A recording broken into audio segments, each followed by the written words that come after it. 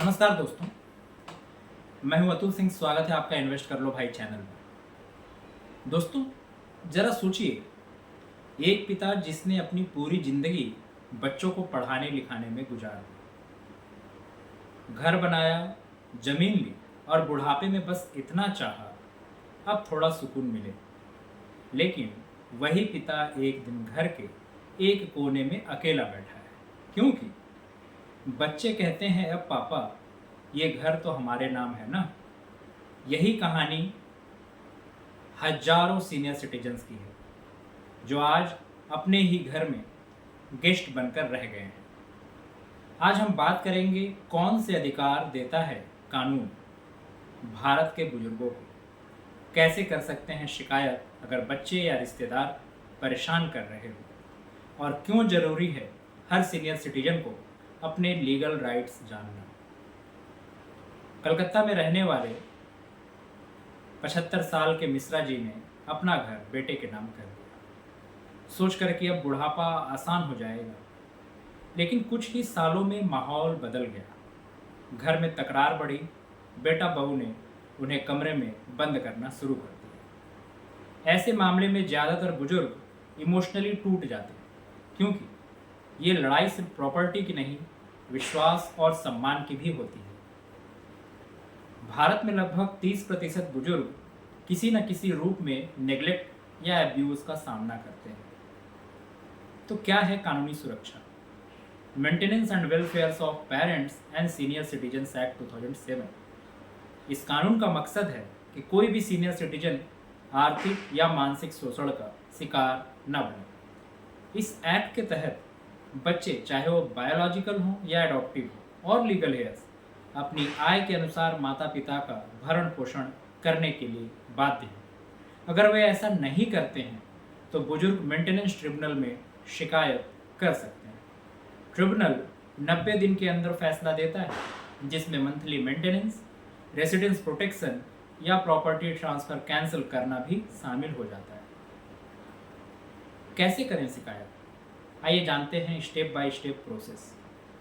कोई भी 60 साल या उससे ऊपर का नागरिक आवेदन कर सकता है, लिखित या मौखिक रूप में, एसडीएम ऑफिस या डिस्ट्रिक्ट सोशल वेलफेयर ऑफिसर को। पहले होता है ट्रिब्यूनल रजिस्ट्रेशन। कंप्लेंट रजिस्टर होने के बाद इनिशियल स्क्रूटनी होती है। फिर अपोजिट पार्टी को नोटिस जाता है, बेटा बहू या जिम्मेदार व्यक्ति को समन भेजा जाता है, ट्रिब्यूनल प्रोसीडिंग्स, और फिर कॉन्सिलिएशन होता है।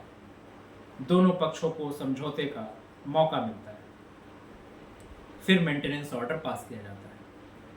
अगर समझौता ना हो तो ट्रिब्यूनल मेंटेनेंस अमाउंट फिक्स कर देता है, और भुगतान न करने पर फाइन या 3 महीने तक का इम्प्रिजनमेंट का भी प्रावधान है।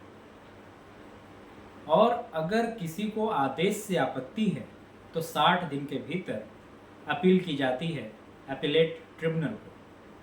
कोर्ट प्रोसीडिंग्स का भी प्रावधान है, बट वो काफ़ी रेयर है। आप केस को हाई कोर्ट तक भी लेकर जा सकते हैं। पर असली लड़ाई कानून की नहीं है, सिस्टम से होती है।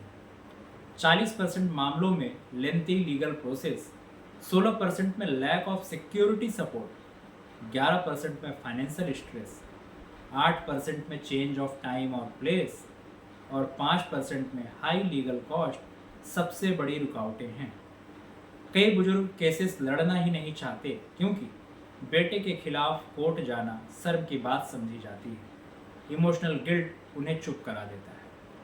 अगर किसी सीनियर सिटीजन ने अपनी प्रॉपर्टी गिफ्ट डीड या ट्रांसफ़र कर दी है, तो बाद में बच्चों ने उनका भरण पोषण नहीं किया, तो ट्रिब्यूनल उस ट्रांसफ़र को कैंसिल कर सकता है। मतलब, अगर आपने घर बेटे के नाम किया पर बेटा आपको घर से निकाल दे, तो कानून उस गिफ्ट डीड को वॉइड घोषित कर देता है। सुप्रीम कोर्ट ने 2025 में एक हिस्टोरिक जजमेंट से इसे रीअफर्म किया कि प्रॉपर्टी ट्रांसफ़र कंडीशनल ऑब्लिगेशन के साथ जुड़ा हुआ है। अगर ऑब्लिगेशन नहीं निभाया गया, ओनरशिप वापस जाएगी। कानून होते हुए भी कई बुजुर्ग शिकायत नहीं करते, क्योंकि डर है कि बच्चे नाराज हो जाएंगे।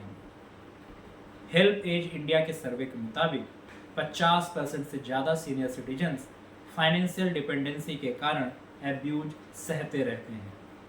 कुछ रिटायरमेंट होम्स हेल्प करते हैं, जैसे दिल्ली, पुणे और बेंगलोर में government supported old age homes हैं, लेकिन अवेयरनेस बहुत कम है।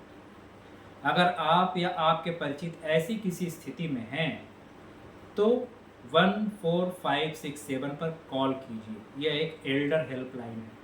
यह 24/7 सुविधा, मुफ्त गाइडेंस, लीगल एडवाइस और साइकोलॉजिकल सपोर्ट देती है।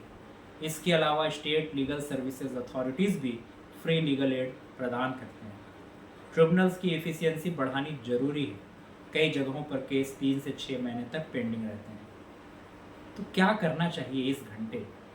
Fast track senior citizen tribunals बनाने जाने चाहिए, डिजिटल कंप्लेंट प्लेटफॉर्म्स होने चाहिए, लीगल अवेयरनेस कैंपेन्स चलाने जाने चाहिए, कम्युनिटी वॉलंटियर्स प्रोग्राम होने चाहिए, क्योंकि कानून तभी मजबूत है जब लोग उसे जानते हैं। कानून अपना काम कर सकता है, लेकिन सम्मान घर से शुरू होता है।